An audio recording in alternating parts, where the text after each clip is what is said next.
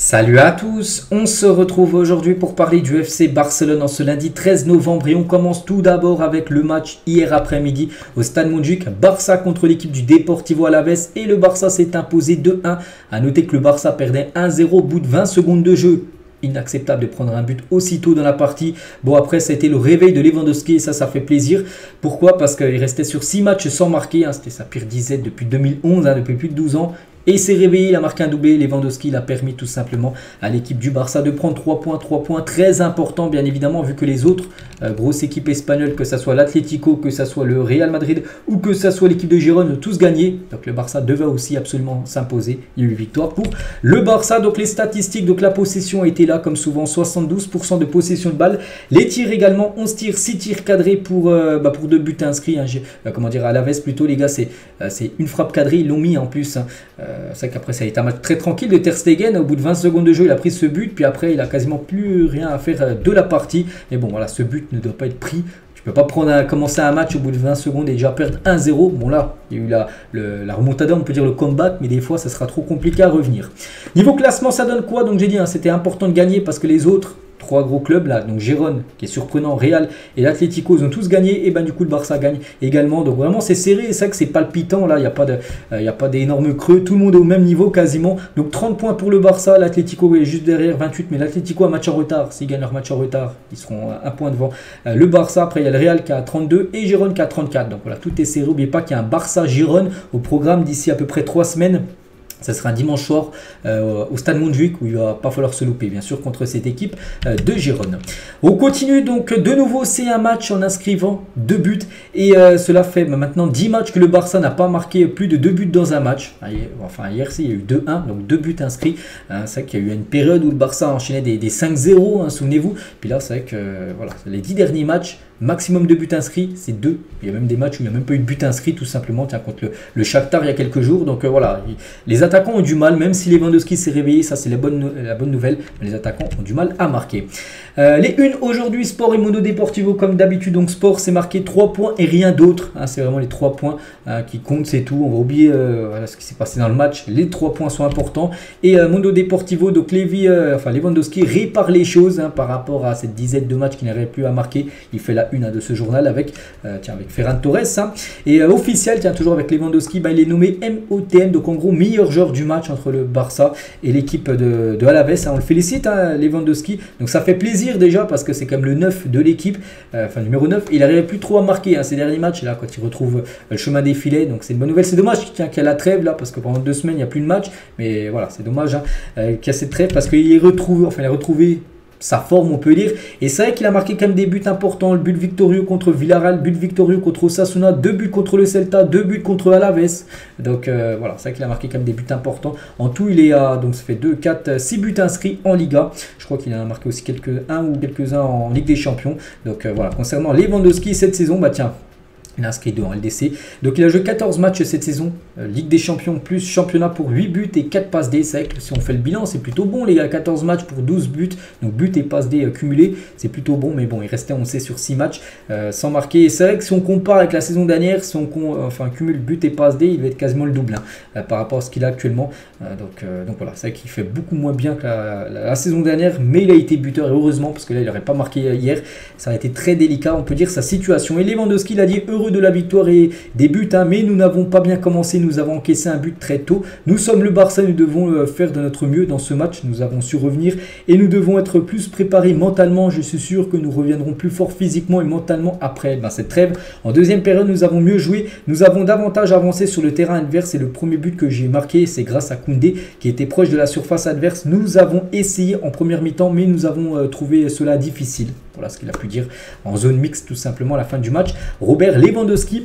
Et Lewandowski, on a l'impression qu'il était un petit peu énervé contre Lamine Yamal. Un coup, Lamine Yamal ne lui a pas servi. Lamine Yamal a débordé, je ne sais pas s'il a tiré, bref, mais il n'a pas donné le ballon à Lewandowski. Et il lui a dit en criant dessus. Donc Lamine, second poteau, après l'action de Lamine Yamal raté, parce qu'en gros, il voulait avoir cette balle. Et Lamine Yamal a préféré la jouer perso tout simplement. Il n'a pas trop accepté ça. Et juste après, Lamine Yamal voulait lui checker dans la main.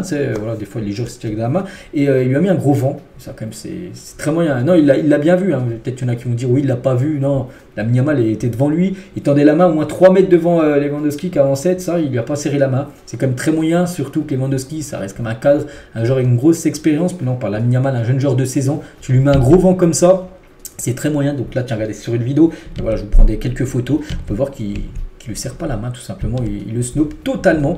Donc là, c'est très moyen. Regardez sur Actu Barça FR. Hein, impressionnant qu'en tant que cadre, entre guillemets, du vestiaire, tu fasses preuve d'autant d'immaturité envers un jeune joueur en besoin de confiance. Donc voilà, ça, c'est pas très cool. Hein. Lewandowski. Donc après avoir marqué son but sur penalty, Lewandowski a fait appel à Lamine Yamal. Donc après, il est quand même parti le voir parce qu'il savait qu'il lui avait mis un vent. Donc il est parti le voir quelques minutes après qu'il ait marqué. Hein, et qui a écouté attentivement le vétéran. Ils se sont serrés dans les bras et ont marché ensemble jusqu'au centre du terrain après qu'il ait marqué. Mais voilà, là, c'était avant qu'il marque hein, ça. Il y avait toujours, on va dire, 1-0 pour comment dire, Alaves. Mais imaginez les gars, si Lewandowski, il n'aurait pas marqué. C'est-à-dire qu'il ne serait jamais parti voir tout simplement Lamine Yamal parce qu'il est parti le voir, parce qu'il était content, il venait de marquer. Il s'est dit, tiens, vas-y, je vais aller le voir. Mais s'il n'aurait pas marqué, peut-être qu'il n'aurait jamais été voir hein, Lamine Yamal dans le match.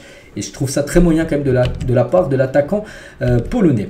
Xavi, quelques déclarations, bien sûr, comme d'habitude, hein, de Xavi, le coach. Hein. Nous avons concédé le premier but sur une erreur de Gundogan, qui a perdu le ballon. Bon, c'est pas courant, mais ça arrive, même au meilleur. Hein. Et puis, nous avons presque concédé un deuxième but juste après. C'était un match moche. Hein. Il a dit que c'était pas encore enfin, c'était encore un match compliqué, voilà, tout simplement. Hein.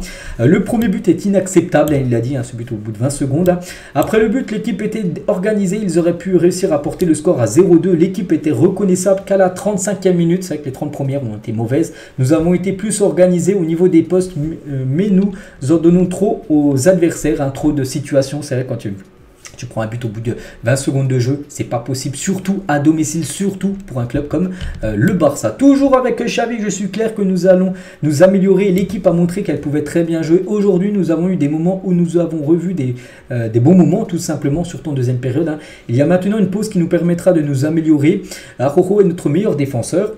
Positionnement, nous n'avons pas été mauvais, mais nous avons souffert de perte de balles et de transition, surtout avec Samu. Donc nous ne sommes pas dans notre meilleur moment, mais nous avons fait preuve d'entrain pour gagner un match dans lequel ça va être très mal démarré avec le score concédé en tout début de match. Hein. Quand je parle de ce qui entoure le Barça, je ne dis pas pour les fans, je le dis à cause de la presse. Hein. C'est plus les critiques de la presse qui affectent les footballeurs et c'est pour ça que ça ne joue pas très bien. Je leur ai dit à la mi-temps de se calmer tout simplement et c'est pour ça que le Barça fait une bien meilleure deuxième que la première. De toute façon, il pouvait faire que mieux que la première qui a été loupée. Hein. Les joueurs sont aussi dans une situation qui n'est pas confortable pour eux. Il faut la gérer, mais c'est compliqué. Ils encaissent un but au bout de 18 secondes de jeu. Il faut changer la dynamique.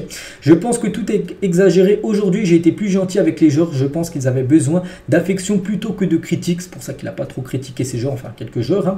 Maintenant, je vois une tension dans l'équipe qui n'existait pas il y a un mois. Nous devons vivre avec et changer la dynamique.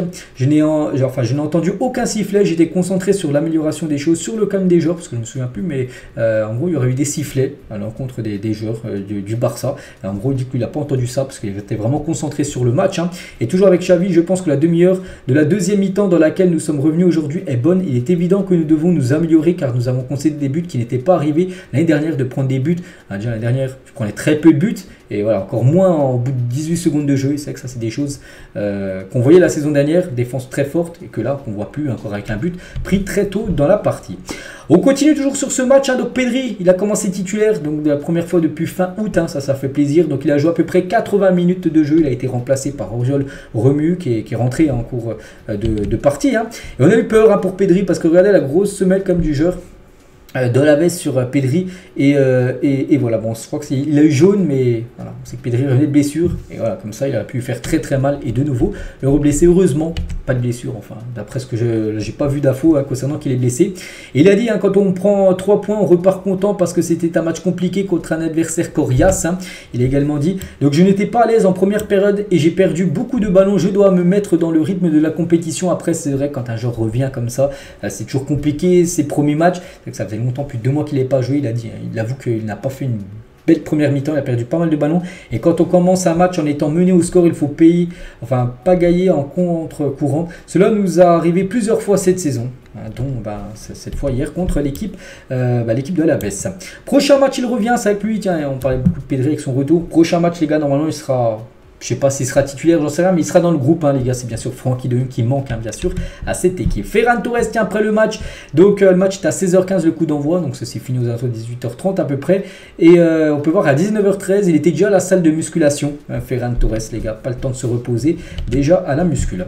Jules Koundé, tiens, passeur D hier hein, pour Lewandowski qui a marqué un but sur penalty. Et l'autre but, passe D de Koundé. Et félicitations à Koundé. En plus, hier, c'était son anniversaire. Koundé, regardez avec le flow qu'il a arrivé à son style vestimentaire lors de la rencontre hier.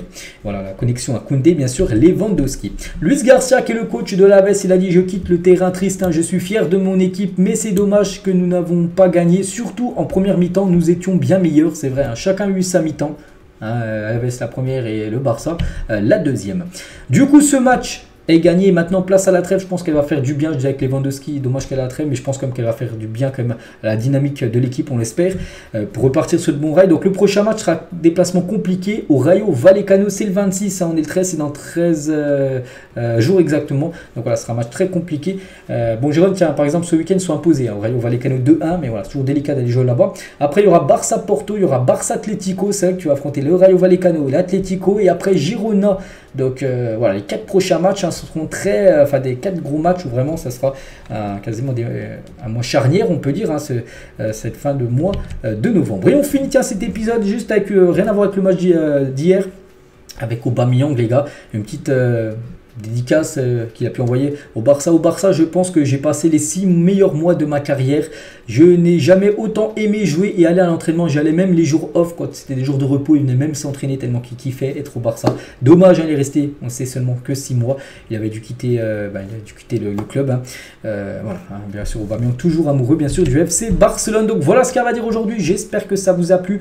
On se retrouve demain, bien sûr. Même si c'est la trêve internationale, on va parler, bien sûr, de tous les jours du FC Barcelone. Je vous laisse, les gars. Je vous souhaite une bonne journée et à demain.